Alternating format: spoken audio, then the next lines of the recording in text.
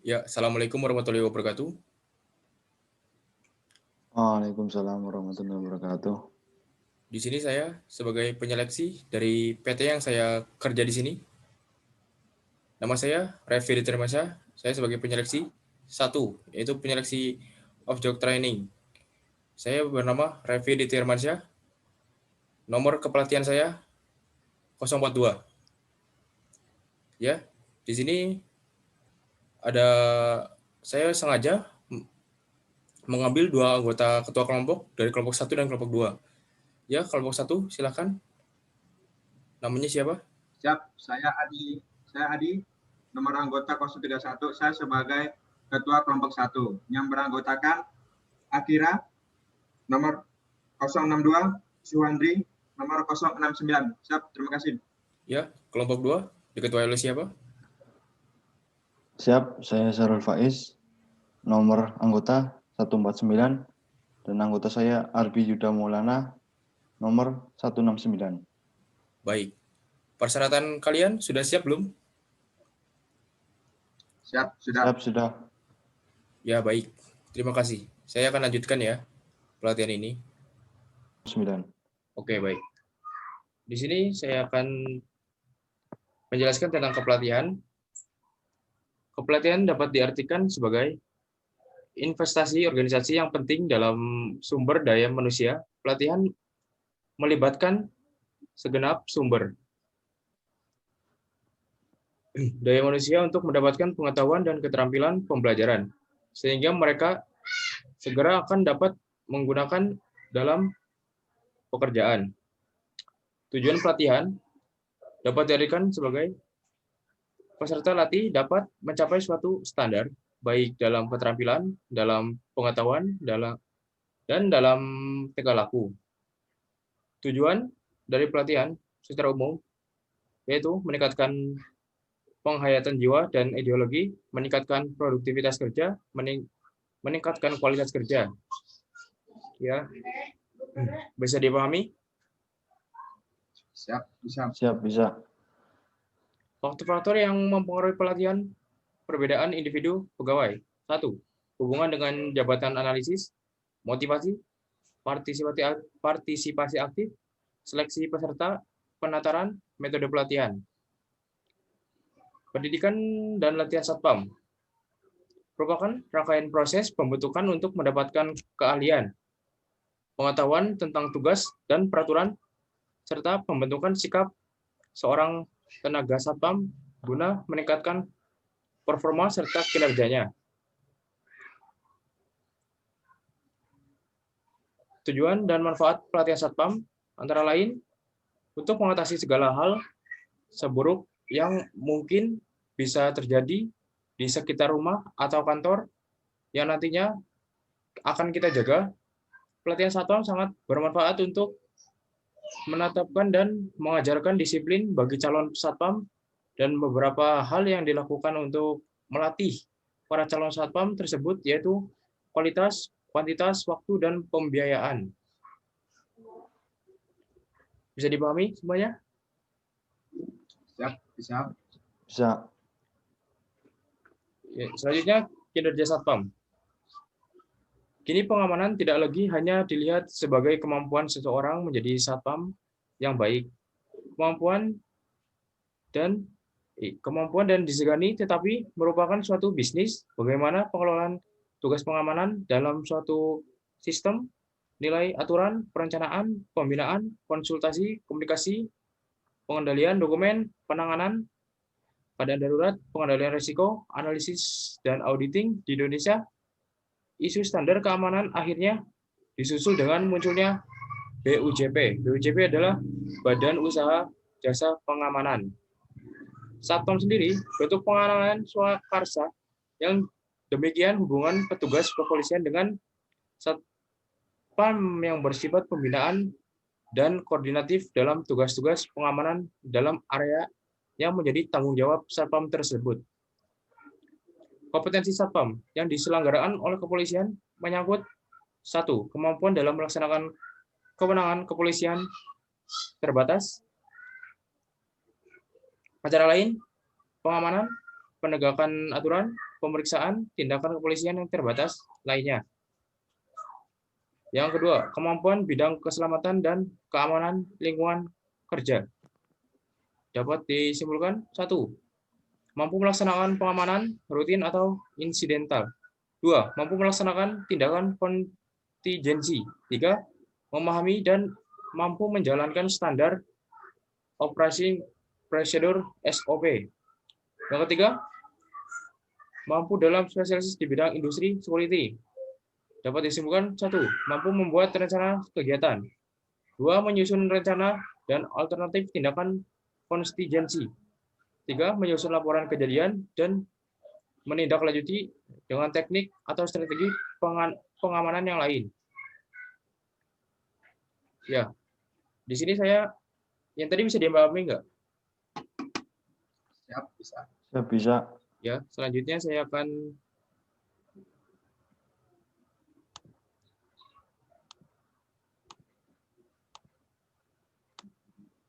menjelaskan tentang metode pelatihan Satpam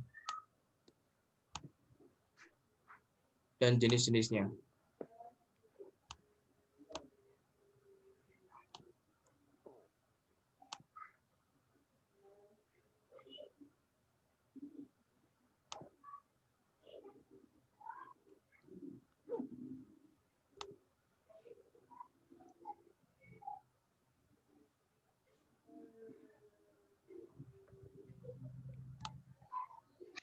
Ya, ini jenis pelatihan.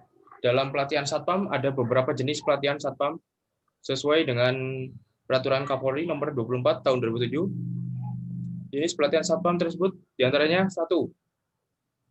Mentalitas dasar. Metode ada di dalam, ada di luar. Maksud dari metode dalam luar ada di dalam kelas atau di luar seperti praktek. Tujuannya untuk membentuk mental disiplin, tanggung jawab, dan siap dalam apapun. Materi yang akan disampaikan itu kemampuan memberikan pelayanan, peraturan militer dasar, kedisiplinan, halang rintang, pendakian gunung, team building, role play pelayanan, bimbingan rohani. Bisa dipahami? Ya, bisa. Pertolongan pertama, gawat darurat. Yang kedua itu ada pertolongan gawat darurat. Metodenya ada luar dan dalam. Tujuannya peserta mengetahui dan mampu memberi pertolongan pertama dalam kondisi darurat. Materi yang akan dipraktekkan, pengenalan pertolongan pertama gawat darurat, pengenalan sifat-sifat luka dan tahap penanganan, tata cara penanganan dan praktek penanganan korban. Yang ketiga ada pemadaman api. Jumlah peserta ada 10 orang ya. Tujuan peserta mampu mengetahui dan keterampilan pemadam api. Materinya 1. Pengenalan proses terjadinya api, pengenalan sifat-sifat api, panas, pengenalan fase terjadinya kebakaran, pengenalan bahaya kebakaran, pengenalan klasifikasi tata cara pemeriksaan perawatan, praktek penggunaan dan pengenalan penggunaan APAR. Yang keempat ada Gadamadya. Ini untuk kalian ya, sebagai ketua atau ketua regu dalam anggota. Gadamadya adalah pendidikan anggota security tingkat madya diperuntukkan bagi komandan regu dan peleton. Metodenya ada luar dan dalam. Tujuan menjadikan anggota Satpam mempunyai kemampuan dan jiwa kepemimpinan. Materi pengantar. 1. Pengantar. Pengenalan lembaga pendidikan dan peraturan urusan dalam BUD. 2. Pola kurikulum, jam kepemimpinan, keterampilan antar pribadi, pembinaan kepribadian. Ya, yang kelima ada Gada Pratama. Ini untuk anggota kalian. Gada Pratama ada pendidikan dasar keamanan yang harus diikuti oleh anggota security. Metodenya ada luar dan dalam. Tujuannya menjadikan anggota Satpam mempunyai kemampuan, pengetahuan, dan sikap kerja profesional. Materinya ada pengantar, pengenalan lembaga pendidikan, peraturan urusan dalam PUD. 2. Pola kurikulum. 3. Jam kepemimpinan. Yang kedua, keterampilan antar pribadi, interpersonal skill. 1. Pembinaan kepribadian. 2. Etika profesi. 3. Tugas pokok, fungsi, dan peranan satuan pengamanan. 4. Pengetahuan keterampilannya. Materi kepolisian. Nanti disampaikan oleh dari polsek yang kita akan datangi. Oke? Bisa dipahami? Siap, bisa. Kemampuan polisi terbatas. 1. Bela diri. 2. Pengenalan bahan peledak. 3. Pengenalan narkotika, psikotropika, dan zat adiktif lainnya. 4. Pengenalan tongkat dan borgol Polri. Pengetahuan peraturan baris berbaris. Pengetahuan kesehatan kerja dan lingkungan. Pengetahuan dasar komunikasi, radio, dan alat keamanan. Pengetahuan instalasi, pengaturan, penjagaan, pengawalan, dan patroli.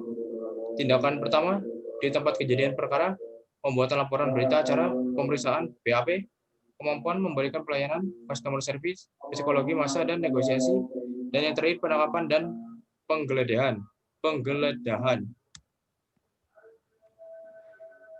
Bisa dipahami? Siap, bisa. Selanjutnya ada garda utama. Garda utama adalah pendidikan keamanan yang harus dimiliki oleh setiap pimpinan yang membawahi anggota security. Metode dalam dan luar.